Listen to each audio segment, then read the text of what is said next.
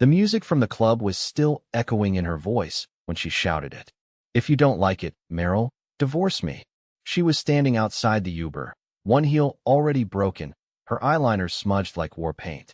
Her hair reeked of vodka and someone else's cologne. I was standing in the doorway in socks, holding her wedding ring in my hand.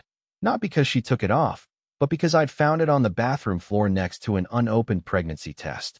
Yeah, that part comes later.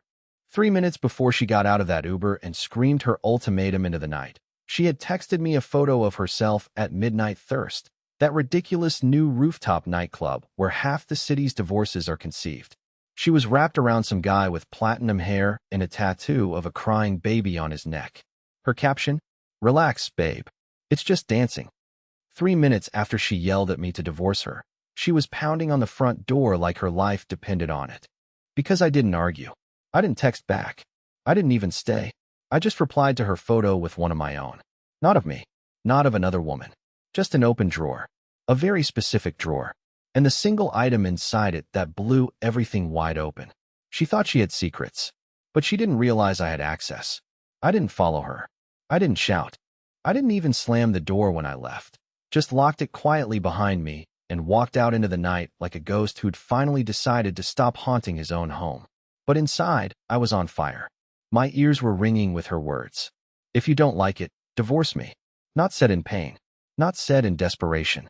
Said like she was offering me an option on a dinner menu. Like my heartbreak was an inconvenience she couldn't be bothered to care about. She thought I was still the same guy who once cried because she left me on read during a lunch break. The guy who said sorry for raising my voice when I found lipstick on her scarf. The guy who forgave her accidental hotel reservation on Valentine's Day in another man's name. Because she swore it was just a glitch. Yeah, that was me. But tonight wasn't going to end like the others. Because what she didn't know was that I'd already started preparing for this, weeks ago. Quietly. Softly. The same way she had been lying. And the drawer in the photo? That was her drawer. The one she thought I never looked in. I knew she kept things in there. Old cards, receipts, little souvenirs she claimed were from girls' trips. I had never touched it. Until last Thursday. That's when I found the burner phone. A cheap, off-brand device, turned off, tucked behind a travel candle and an expired gym pass. I charged it, waited, opened it, and I swear to you, I had to sit down. There were dozens of messages, photos, voice notes, all from one number. No name, just saved as X. Some messages made my stomach turn. Others made my hands shake. But I said nothing. I played dumb. I kissed her goodnight like nothing had changed. Because I needed time. And tonight, she gave it to me. She gave me everything. So when she sent me that photo from the club, laughing with X, same tattoo, same face from the burner phone selfies, I didn't scream. I just took a photo of the open drawer with the burner phone glowing inside. And I sent it with one caption. Oops. I didn't have to say anything else. 30 seconds later, I saw the message status turn to seen. 30 seconds after that, typing. Then nothing. Then the Uber notification popped up on the shared account. Drop off, home. ETA, 3 minutes. She was coming. Not for me. Not to talk. She was coming to erase. To cover up. To beg. And she had no idea what I'd already done with the contents of that phone. The moment I heard her car screech into the driveway, I stopped what I was doing and calmly zipped the small laptop case I'd been packing. I didn't rush. I didn't panic. I'd been preparing for this exact moment for 11 days. 11 days of smiling, cooking dinner, folding laundry, pretending to be the clueless doormat she'd trained me to be while quietly copying every file from that burner phone to a hidden cloud folder labeled Photoshop presets. She never once suspected it. She barely looked at me anymore. The front door flung open so hard it dented the wall. Kiera stood there with her heels in her hand and her mascara streaking down both cheeks. Her breathing was frantic, her eyes scanning the living room like she expected flames. I didn't say a word. I just sat there at the dining table, drinking tea like I was waiting for a guest to arrive. She saw the drawer still open, saw the phone sitting exactly where I left it, screen glowing with the last message thread still visible. She snatched it up like it was a lit stick of dynamite.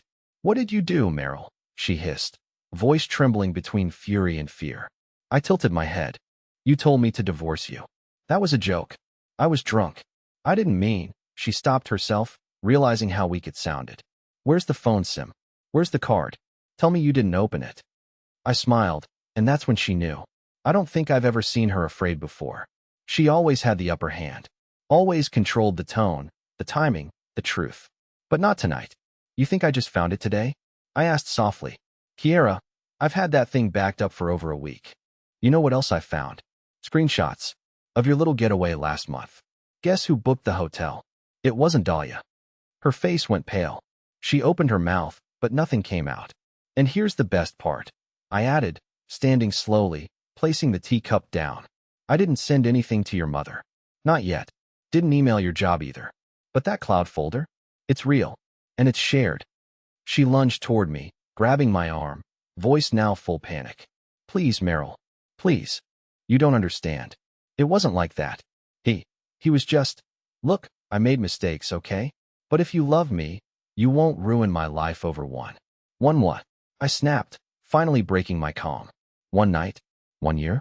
One burner phone? One man? One baby? Silence. That last word hit her like a slap. She stumbled back a step, lips parting in disbelief that I knew. But I did. I knew everything. She dropped the phone. And for the first time since this marriage began, I walked away, and she didn't follow. She didn't chase me. Not right away. I think she expected me to cool off like I always did, walk it off, overthink, then apologize for making her feel guilty. That's how our fights usually ended. With me folding, and her rewriting the truth in real time. But not this time. This time, I didn't disappear to the couch or the guest room. I disappeared entirely. While she was still staring at that burner phone like it had detonated her entire life, I got into my car and drove straight to the only person who deserved to see what I'd uncovered, her sister, Janelle. Now before you assume I was being petty or dramatic, hear me out. Janelle wasn't just her sister. She was the maid of honor at our wedding, her childhood best friend, and the only person who ever pulled me aside and quietly asked, Is Kiera treating you right? I never answered. I was too embarrassed, too loyal, too afraid of how bad it actually was. But tonight, I wasn't afraid anymore. I showed up at her apartment around 1:30 a.m. Her eyes went wide when she saw me. No hello. Just, what happened? I handed her the flash drive. Open the folder called Oops, I said. She hesitated, then plugged it into her laptop. I watched her face change in real time. Confusion, shock, horror. She covered her mouth when she saw the video files. She asked me 3 times if the messages were real. She asked me once if I was okay. I wasn't, but I nodded anyway. Janelle didn't try to defend her sister. She didn't minimize it or ask me to stay quiet. Instead, she said something I didn't expect. You know she's been lying about the baby, too, right? I froze. What baby? Janelle leaned back slowly in her chair and sighed. She told me she had a miscarriage. But I saw her at the clinic. She wasn't alone. It wasn't your name she gave at check-in. The room spun. All those weird excuses. The stress headaches. The random mood swings. The night she cried for no reason and locked herself in the bathroom. It wasn't grief. It was guilt. I sat in stunned silence, trying to decide if I felt more broken or relieved. Because now I knew. This wasn't a bad night, or a rough patch. This was who she really was. The mask had slipped, and I wasn't putting it back on for her. I left Janelle's place with something better than revenge. I left with confirmation, with witnesses, and with a very specific plan. By the time Kiera started blowing up my phone with her frantic calls and crocodile texts, I was already sitting in a hotel room downtown, calmly rewriting the end of her story. By the time Kiera realized I was gone, really gone, the panic in her voice had shifted. Her first texts were defensive. You're overreacting. This isn't what you think. I was drunk. But as the hours passed, and I didn't reply, the messages turned frantic. Then desperate. Then terrifyingly manipulative. You're scaring me, Meryl. Please just talk to me. I'm worried about you. Please come home. We can fix this. Do not go to HR. I swear to God if you ruin my job. And there it was. That little crack. Proof that she finally understood what I'd been holding all along. She had always thought I was too weak to walk away. She built her lies on that foundation. But I wasn't weak. I was just waiting. Waiting for the day when I had enough evidence, enough perspective, and enough rage to act without ever raising my voice. I checked into the Marwood Hotel, the one with the secure business lounge and printers that don't ask questions. I opened the email drafts I'd been building. Subject lines like urgent concern, anonymous submission, and documentation of inappropriate conduct. Everything backed by screenshots, dates, times. Her office affairs weren't just emotional betrayals, they crossed lines. HR violations, conflicts of interest, company property involved. And her boss? Married, with kids. She had made herself the main character of her own soap opera. I was just sending in the script. But before I hit send, I took one final step. I messaged the one person Kiera feared more than losing her job. Her mother. Kiera always painted herself as the golden daughter. Successful. Married. Stable. She crafted that image like a brand. Her mother, a retired judge, once told me at Christmas dinner, "I'm so glad Kiera found someone like you. You calm her." Well, not anymore. I sent the message with a single photo attached, a blurred still from the burner phone video of Kiera in bed with X. No nudity. Just enough. My caption, "I thought you deserved the truth." I turned my phone off after that. I didn't need to see the fallout in real time. By the next morning, 3 things happened almost simultaneously. Kiera's office issued an internal notice about an ongoing investigation. Her mother left me a voicemail that began with, "I am disgusted," and ended with, "Whatever you need, I will help." And Kiera? She showed up outside the hotel, sobbing into the lobby camera, asking the receptionist to page me. Security had to escort her out. She couldn't scream her way out of this. She couldn't seduce or manipulate or guilt-trip her way back in. And still, I wasn't done. By the time I turned my phone back on, the explosion had already happened. Missed calls, voicemails, messages from unknown numbers, some pleading, some furious, one even threatening. But I didn't respond to a single one. I didn't have to. The gears were already turning, and Kiera was finally trapped in a machine she couldn't charm or lie her way out of. Her sister Janelle sent me the first real update. Apparently, Kiera's boss had been placed on leave pending an inquiry into an undisclosed relationship with a subordinate. Janelle's text read, "She's freaking out. She doesn't know what to do. She keeps asking if you'll undo it." Undo it? She acted like I'd accidentally pressed a button. Like I'd dropped a glass that could just be swept up and forgotten. No, this wasn't something I tripped into. This was the result of years of emotional neglect, gaslighting, manipulation, and betrayal, all wrapped in a designer dress and a fake smile. And she handed me the tools for all of it. I just finally decided to use them. Then came the lawyer. No, not mine. Hers. He called my work number. Said he was representing Kiera in a matter of domestic privacy and wanted to discuss a potential defamation claim. I nearly laughed. She thought this was about revenge. She still didn't understand. I wasn't trying to ruin her. I was just done protecting her. So I forwarded the call to my actual lawyer, Trina Holt, who had already drafted the divorce paperwork weeks ago when I first found the burner phone. Trina was ruthless, precise, and 0% interested in Kiera's theatrics. Within hours, Kiera's lawyer had backed off. Why? Because I had receipts, digital timestamps, location data, and 2 witness statements, Janelle's, and one from an anonymous coworker who messaged me, unprompted, after things started unraveling. Turns out, I wasn't the only one Kiera had stepped on to feel powerful. There was a trail, and people were done covering for her. I sent Kiera the divorce papers the next morning. I didn't drop them off. I didn't hand them over in person. I FedExed them to her new address. She'd moved out of our house in the middle of the night. Couldn't bear to stay in a place where the walls whispered the truth back at her. No note. No threats. Just the final line of the documents bolded and underlined. Irreconcilable differences based on documented infidelity and breach of trust. And while she was still trying to convince people this was all some giant misunderstanding, something unexpected happened. Her mother publicly cut ties with her. Made a statement on her own professional blog about being blindsided by the deception of a loved one. It went viral in her legal circles. Apparently, even judges don't like liars, especially when they're their own daughters. Kiera was being erased from her own carefully curated narrative. And still, she kept trying to reach me. I knew she wasn't sorry. Not really. She just couldn't handle losing control. But she was about to lose something bigger than control. You'd think by now, after the job suspension, the family fallout, and being served divorce papers, she'd understand that the performance was over. But no, Kiera doubled down. She started posting on social media like nothing happened. Inspirational quotes, old vacation throwbacks, even a photo of her holding a cup of coffee with the caption, "Healing, not hating." It was like watching someone try to decorate a house while it burned down. And then, she did something that nearly made me laugh out loud. She tagged me on a post that read, "Some men break under pressure. Others just weren't strong enough to begin with." A passive-aggressive jab wrapped in faux empowerment. Her usual playbook: turn herself into the victim and paint me as the weak, unstable husband who couldn't handle a strong woman. So I decided, for the first time, to break my silence publicly. No rage, no threats, just facts. I created a clean, neutral blog post, anonymous, of course, detailing exactly what had happened.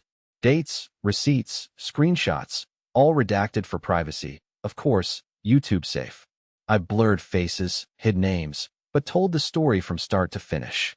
No exaggeration, just the truth. And I didn't promote it. I didn't link it anywhere. I sent it to one person. Just one.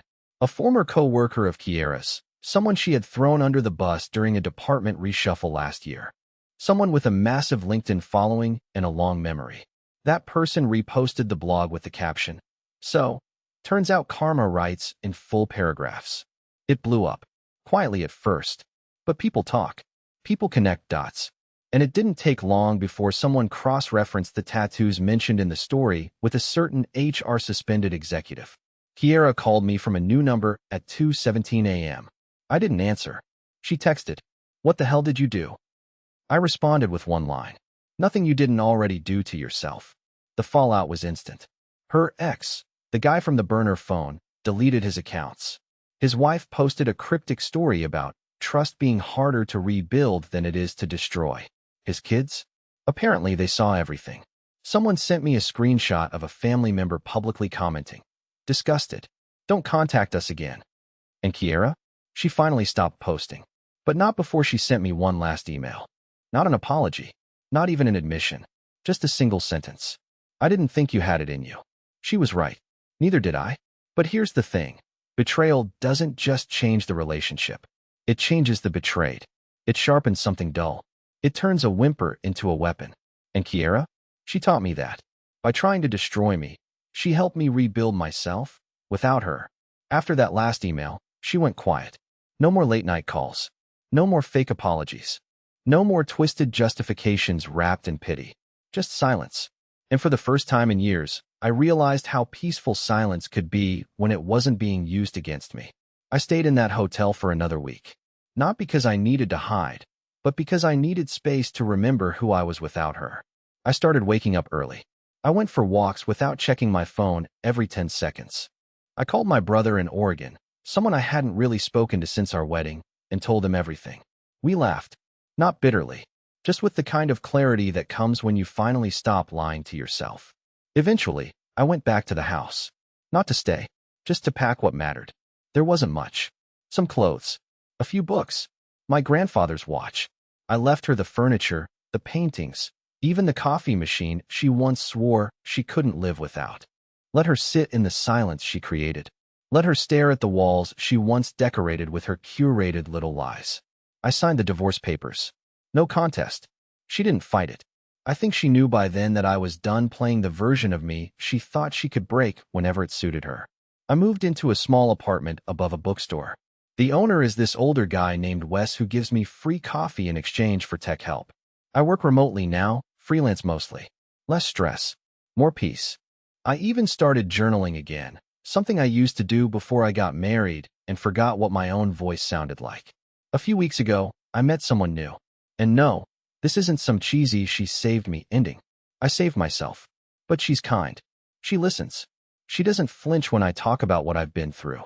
And she never once made me feel like I needed to be anyone but who I really am. I don't check her phone. I don't need to. And I don't feel small when I'm with her.